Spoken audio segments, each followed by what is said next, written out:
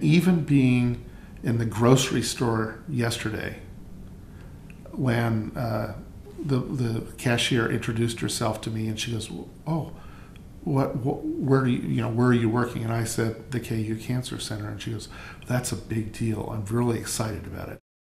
The greatest professional honor that I've ever been afforded is to be the director of the University of Kansas Cancer Center.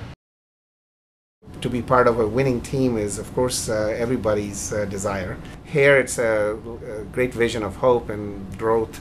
It's been more and more palpable, the excitement, the commitment of the other faculty, the janitors, the secretaries. People are excited about what's going on. When I came here, I saw an opportunity.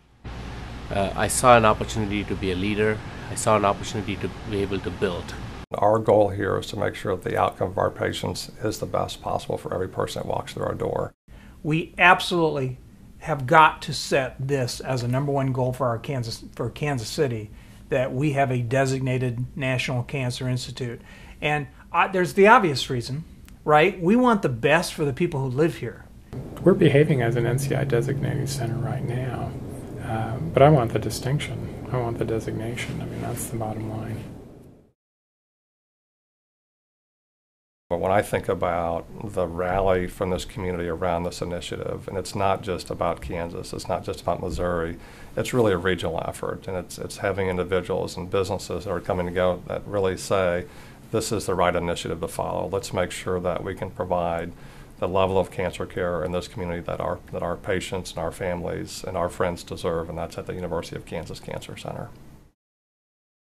You know, one of the great things about this effort is that we have benefited from the support from a broad range of constituencies, and there's no question that that all started off with the Kansas Masons.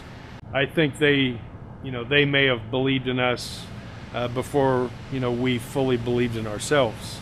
It's extremely uplifting for the researchers who are involved in this process to be aware that to see that even the citizens or the community is really appreciates or understands the work you're doing, and wants to show their appreciation by giving whatever they can. Brady was diagnosed with pancreatic cancer in May of 2006, just really a couple days after his 40th birthday. All In for a Cure is the event that we hold every year in honor of Brady, and it's a poker tournament that's combined with a party in the evening. The real motivator for us and the real inspiration was Susan herself, because we had watched and shared in her battle and her struggle and recovery and everything, and that was so inspirational for us. It just seemed like a natural fit. 2 years ago, when it came time for us to get to do our first ever $1 million gift, we said, let's do something that we know is great for our community, where they really need the help, and where we can make it a place that we know our people will be proud of. Over the last 4 years, we've raised over $400,000 for the University of Kansas Cancer Center. These guys are the most amazing, giving, kind, selfless women that I know. They are so talented, so bright, and above and beyond friends. They're just amazing people. Our first gift ever was something that was as much fun as I ever got to have, and that was to stand up in front of the employees and doctors and nurses of the KU Cancer Center and announce that our foundation was given $1 million gift.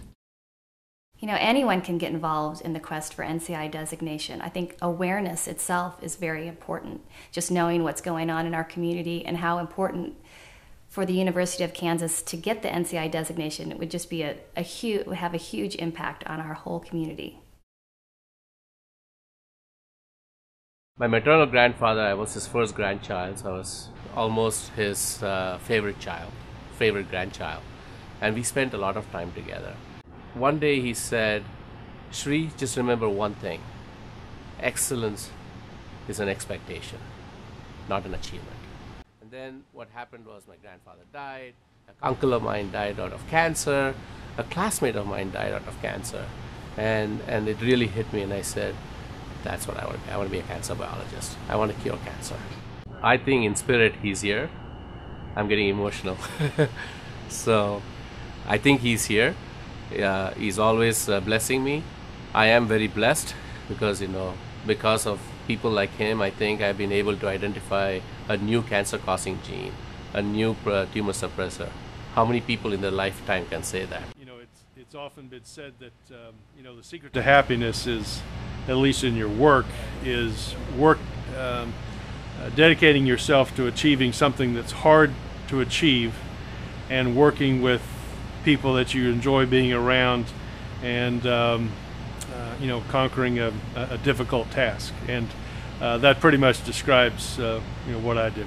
As someone who's had cancer, I think having an NCI designated cancer center right here in Kansas City is just so important. Having the confidence of knowing you have access to excellent patient care, I just think is critical for anyone that's diagnosed with cancer.